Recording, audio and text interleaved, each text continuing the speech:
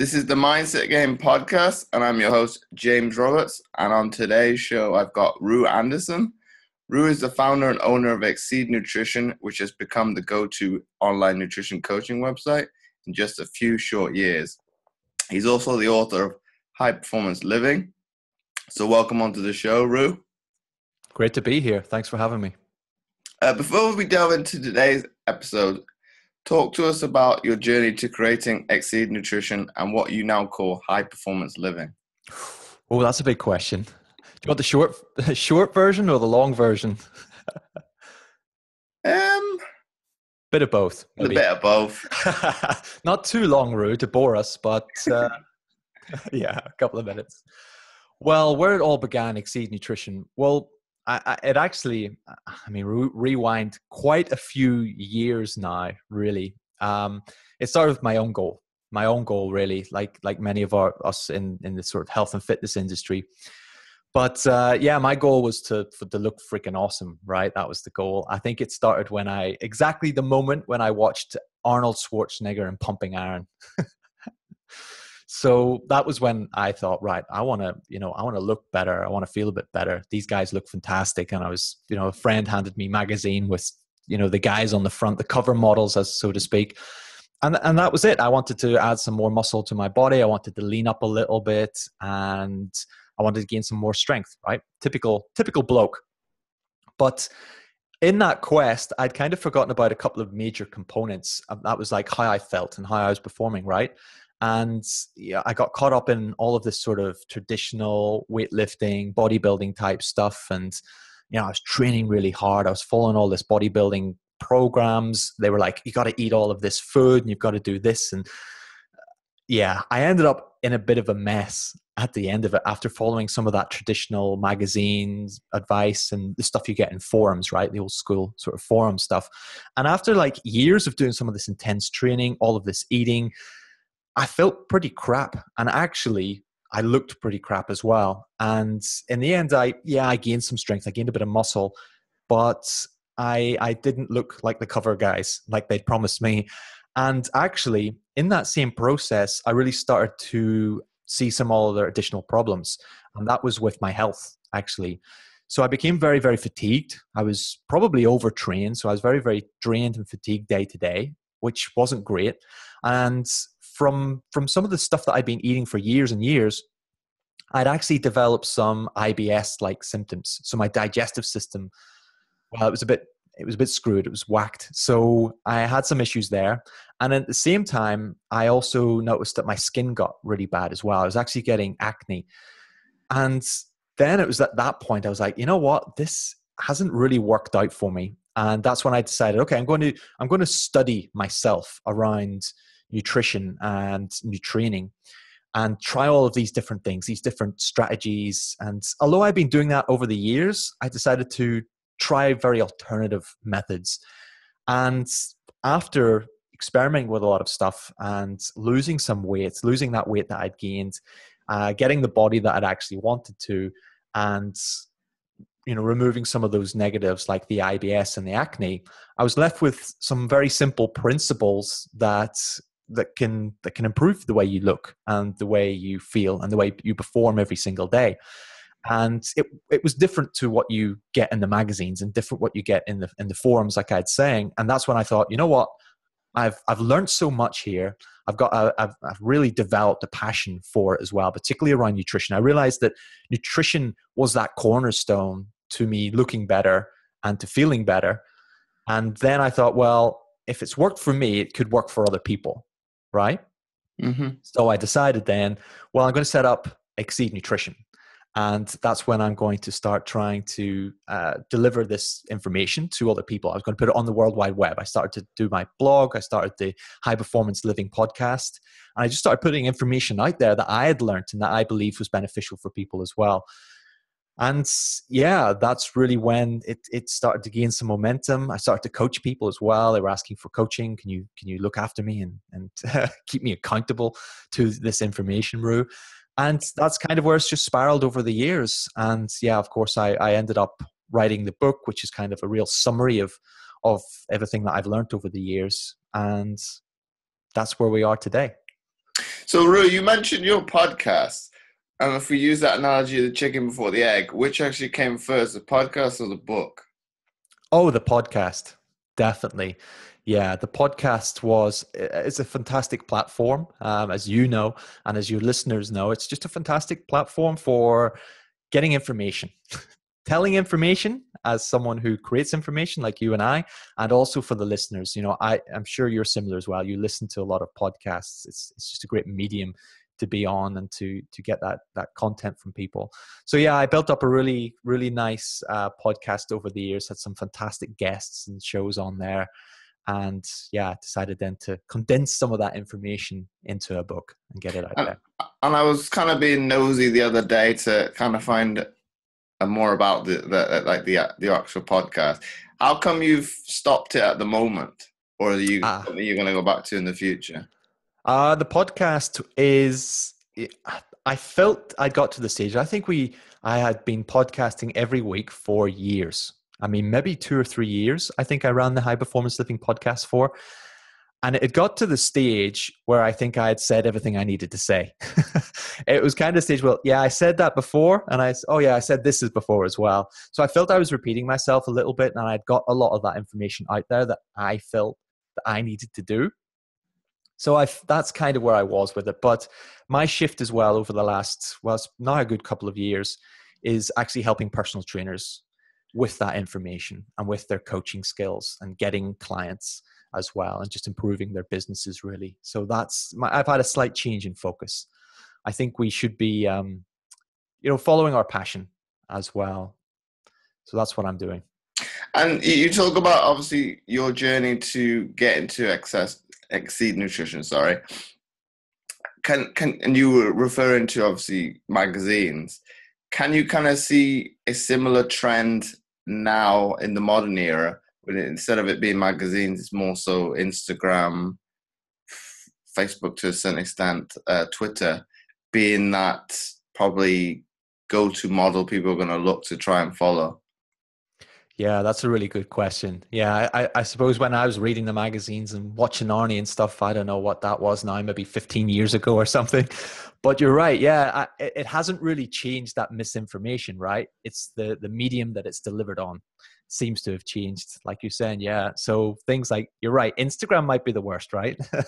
Those little picture updates are just, I don't know, they're not telling the full story for a lot of people. And therefore people are getting misled and misguided quite quickly. So yeah, definitely it's a very, the sort of nutrition side of things is still a really tricky topic. And that's why I see still great trainers like yourself, coaches putting out that information to help resolve that, help balance that out, because I still think it's still slightly dominated by the misinformation and the gimmicks and the fads.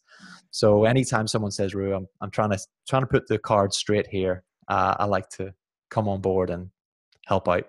I think it comes back to the case in point, Rue, that a lot of people, I'm not going to try and generalize there, like that quick fix. They don't want to be in it for the long run sometimes.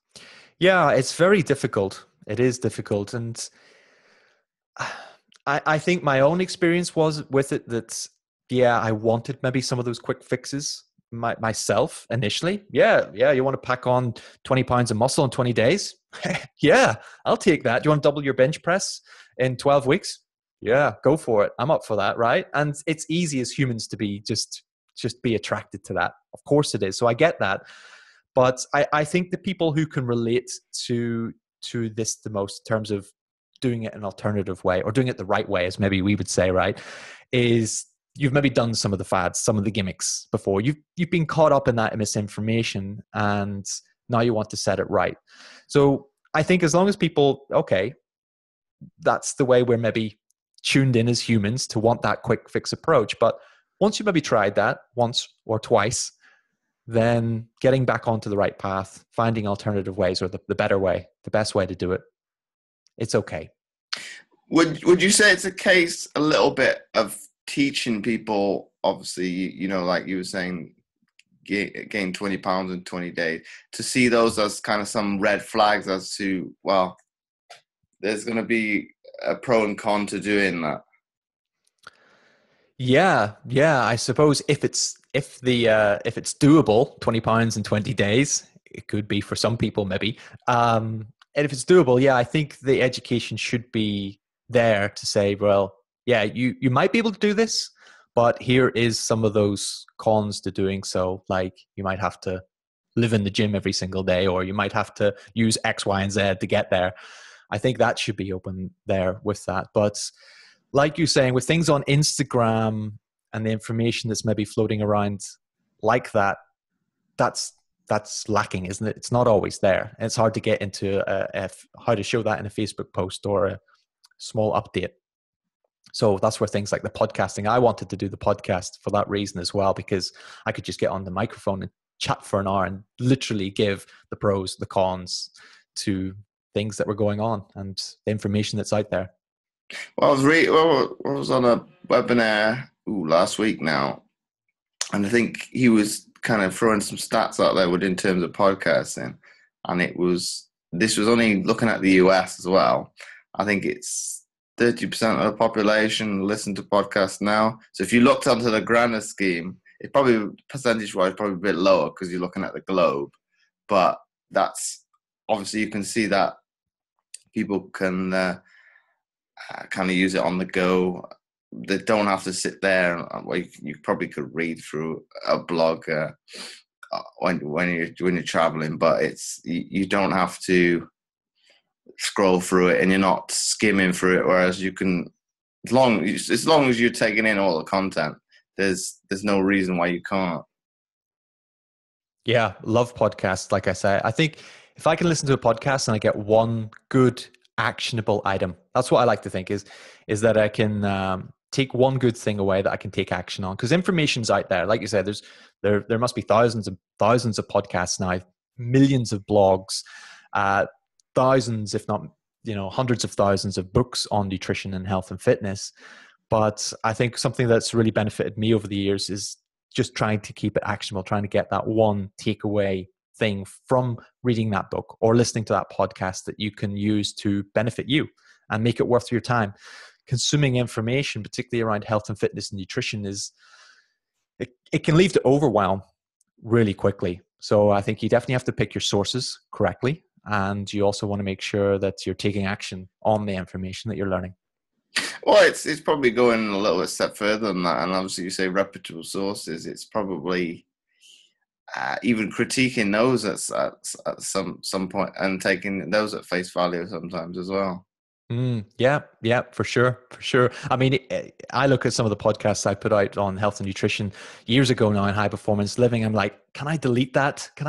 Because that's not right anymore. Or maybe I didn't quite get it right then. And so, yeah, I think people do even from trustworthy sources of information, you still should question it and double check. Yeah. Oh, but you're saying about deleting it. You could probably refer back to it, say, from a blog point of view nowadays, or as you're saying now, bringing it up. And you can obviously critique that because, okay, it may have been, like you were saying, right at the time or not quite on the ball, but you know that now in the present. Yeah, I could do that. Yeah. Maybe we should, as coaches and trainers putting our information in there, maybe we should be held accountable to doing that so often. Well, it's only too right. It's kind of saying, well, to a client, or if you're like prejudiced, saying, oh, you should do this, but I do it a different way. But if you say, oh, I wrote this over X amount years ago, however, this is where the science is now. At the time, this wasn't actually correct, but you're looking at it. I've learned from where we are now today. You can kind of say, put it into context. Well, it can't be. Or I won't say it's all the information there is wrong, but like you're saying, it's an actionable step. There's probably still something of value in that episode. Yeah, you're right, for sure. And I mean, that's really the foundation of getting your nutrition right, is listening to evidence-based resources and coaches and trainers who are up to speed with the latest research and what's actually being scientifically proven. Because that's where we're following wrong for a long a lot of the time. Oh, but because if I go back to kind of my story a little bit real quick, which is same with because I did sports science at uni. Even then, with research, it would depend on who's backed the study, how many numbers of people have actually done the study. So it's the data can be very much manipulated, which probably some of the general public probably don't know that. As you can with any data, it's like, well, there's this percentage of people, or probably the good ones are probably like marketing on television. There's this amount of people back the thing, but if you put that in scientific data, that's awful. Yeah, that is true. Yeah, just because an advert pops up saying this study showed that you can do this, yeah, you maybe need some additional resources or references. But I suppose I said there that some of the best trainers or the best sources of information are coming from those who are evidence-based. But actually, experience can go a long way as well. I think if you can combine both of that, and you're getting a good trainer, a good coach who has, they're staying up to date with the research, but they've also got experience in the trenches and they are working with people genuinely and getting good results and they can showcase that, then that's where you're going to be. Yeah. And Ru, if we come back to the beginning with your high performance living, would you say it would be similar to that of a athlete kind of lifestyle, or is it completely different from that? I suppose I wouldn't want to put people off and say this is for an athlete. It's definitely not for an athlete. It's very, very simple. Really, if you read the book, it's pretty simple, or just the whole general ethos of high performance living, but really extends beyond just using, your nutrition or your diet to lose a few pounds or to gain a bit of muscle or what have you, just kind of short-term approach. It's really to change your life and to really increase your performance in all areas. So I kind of developed like a set criteria, and one of them is, well, the three of them is to look better, to feel better, and to perform better.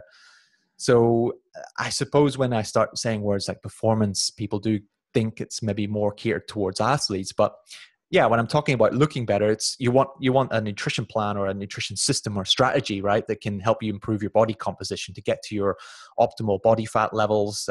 It's not a quick fix, something that you can maintain, right? And then, like I said, when I was changing my diet and improving my nutrition, I didn't feel as well as I should have done. So high performance living is about feeling better as well. So you want to improve your overall health with the actual nutrition strategies and diets that you're actually following or using, right? So it's going to give you more energy. You should be sleeping better. You should have clear skin. You should feel good every day with lots of energy, and a general clean bill of health. And then the last one is perform better, right? So you know, no matter what sport or hobby or even just sitting at your desk day to day, right? You want to perform at your best, whether it's at work or whether it's in the gym or maybe you are competing in sports. No matter what, you want to be able to perform at your best. Get up, smash it, and repeat the next day. So I wouldn't say it's strictly for athletes, but I can see how that definitely could be something people maybe think it is for, right? But I think that the wording with you say performance, I think it comes back to how you how you define the word.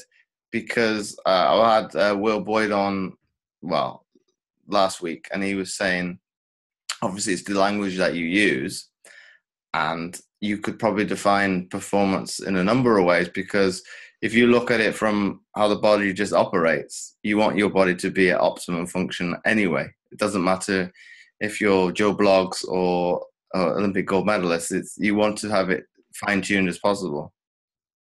Exactly. Maximum performance, as I say. Even if you're an elite athlete, yeah, sure, of course, maximum performance. But why not, as Joe Bloggs, as you say, why not perform at your best every day? You're going to have better relationships. You're going to have better career. You're generally just going to have a better mentality and everything. So, yeah. But it comes back to, like you were saying, it's all the underlying issues. It's sleep.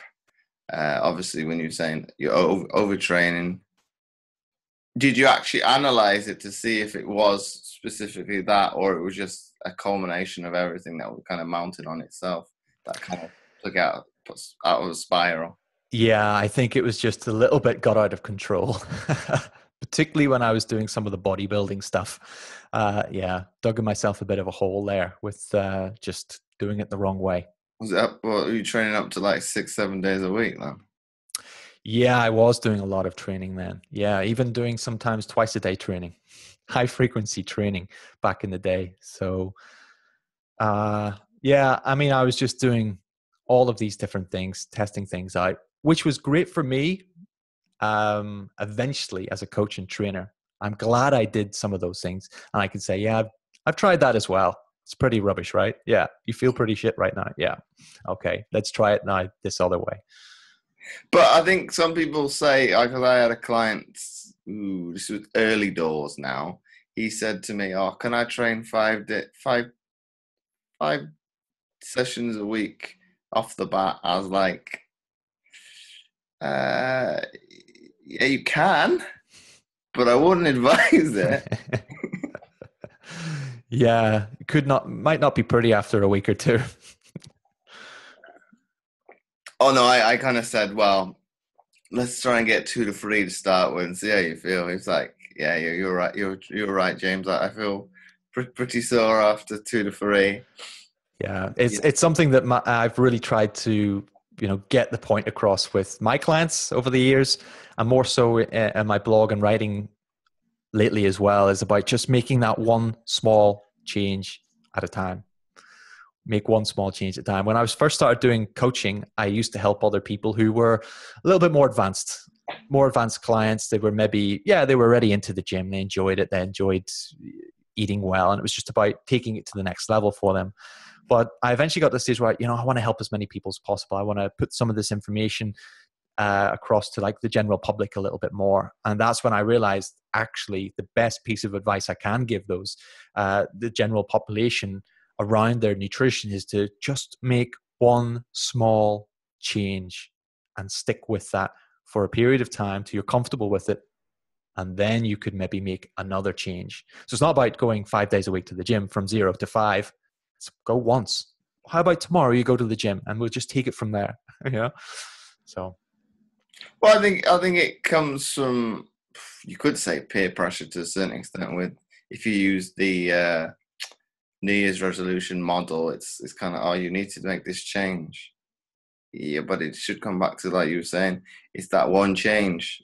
Yeah, that might be too much too soon, or you haven't actually identified as to why you want to go to the gym. Whereas that's probably the bigger one, is why do you actually want to do that kind of change? Is it for you? Is it for somebody else? But then if it's not for you, well, if you use the kind of sport analogy, why would you do it? Yeah. Always start with why. Have you read that book? I can't remember who it's by, but it's a good book. Start with why, I think it is. And it's exactly what I do in say like a consultation with someone, with a client. It's one of the first questions, like, why do you want to lose weight? What is the main? I always say that someone has an emotional attachment to improving their body or getting fitter. There's always an underlying emotional attachment. And I find that over the years, if I can find that out within my clients, it's not to manipulate them or anything, but it's to understand them and what's actually driving them forward. And I can use that as a coach to provide better accountability and support as well once I know that. So yeah, start with why. But I think, do you think it's, to a certain extent, be it magazines, social media, the media at large, kind of brainwashing people to kind of look at the aesthetical goals of improving their body as opposed to, well, nutrition to a little extent, whereas you should maybe look at the mindset first and then tag on the other two? Yeah, I do. I regret that. I think I like the mindset component. It's definitely something I focus on with my clients. But I also find that I like to look at existing habits in terms of, and that can be a mindset, a bad mindset around nutrition or their body can be a habit that needs to be addressed, right? So I enjoy looking at those psychological factors as well. And I think that stems from, yes, the mindset from there as well, but even just day-to-day bad habits that someone could have, is that's where you want to focus on initially making some of those changes. And like you say, some of the problems we see with the social media and the quick fix 6-week body transformation programs or whatever we see these days is that it's just a big overhaul overnight. It's like, okay, you're going to go from not eating good food, not getting hydrated, not doing any exercise to like, 5-day-a-week gym routines to eating like 200 grams of protein and eating 6 meals a day. It's just mind-boggling, overwhelming, and difficult for the general public to do that. So yeah, mindset is definitely one of those psychological factors that I like to focus on and work on to begin with. Yeah. You're talking, wow, that's probably a massive extreme, but that's a massive overhaul that's probably going from one extreme to the other, and what that's going to do to you. But that's what people are doing, right? That's what they're doing. Yeah. Is the Instagram posts pop up and says, hey, here's the before and after. This person did this in 6 weeks. You can get the program here. And it doesn't quite always work out for them as well. So, but I think you probably could attest to as well. Some of those ones, they don't sometimes show the struggle that goes in between. So I think that is some definitely purposely missed out for a lot of marketing tactics. Oh yeah, but then you should think you should really see that as a red flag. It's like, well, what are they hiding? What's a kind of, okay, these are all the pros you're showing me. What's the downside of it? Yeah, that's true. You could definitely have a look at that. And I suppose that's when it'd be nice to, speak with the people who've maybe been through a program more like that. And that's a good way of assessing whether a program might be right for you, is you get more of a story, more information, as opposed to just a before and after photo to judge whether or not that is the right program for you. Yeah. Oh, that's like you're saying, using first-hand experience from somebody that's done it. Well, it's not always easy to get hold of somebody like that, but or them being manipulated by the whatever product is, oh, you should say this because behind the scenes we may be paying you. So it's like, wow. Or that one, in terms of, say, we use Herbalife and Cristiano Ronaldo. That one. That's what I was thinking of as well. That would probably be a massive. It should be a red flag to people as well. Okay, this is a supposedly weight loss product, and he should, in theory, be at optimum function and performance. Why does he need to lose weight? Or he shouldn't, in theory, need to lose any more weight because it would be, what's the word I'm looking for? Unnecessary, and it would actually hinder his performance. Yeah, I know. That's the example I was thinking of as well. It's the one that makes me laugh every time. Yeah, Cristiano Ronaldo with Herbalife.